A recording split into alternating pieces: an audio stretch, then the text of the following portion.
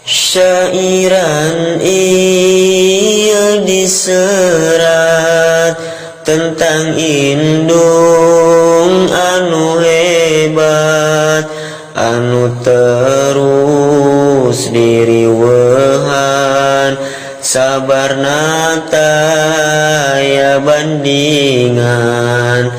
dimandian diwedakan, diuapan diinuman, disimutan dikekepan, mun ateuleun digaroan,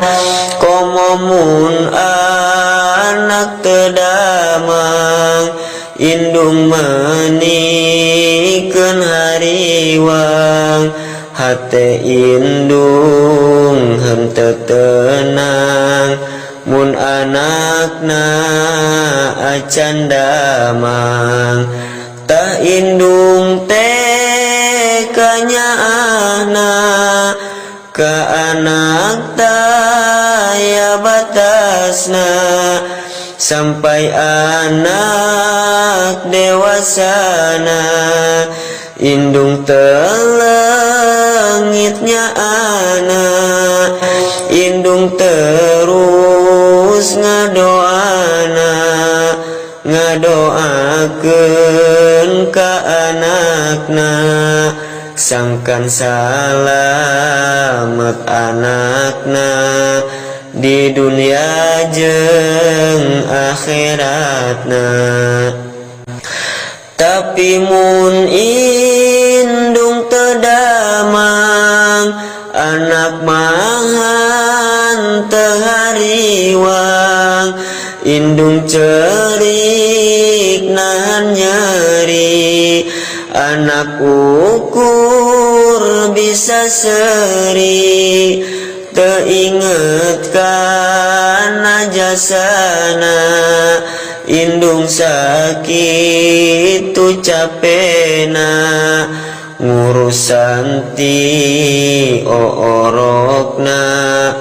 dugikeun ka dewasana. Wahai anak sing barisa, ka indungmu langkeun jasa, karna Allah nyariosna tina kitab Al-Qur'ana, manah indung dibungakeun, hirup indung disenangkeun, cukup pas orok nyusahkeun, dewasa sing ngabagjakeun, cerik indung tiap peting, demi ngurusan anak king, najan capek teu dirasa, asal anak sare tiba,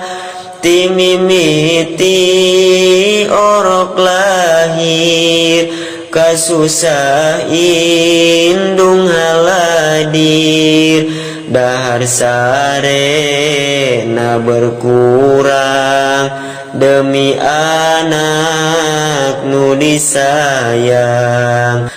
henteu ka ukur nyeselna, lamun indung tos teu aya, karna pas indung hirupna can pernah ngajieun bagja, matak ayeuna nyaana,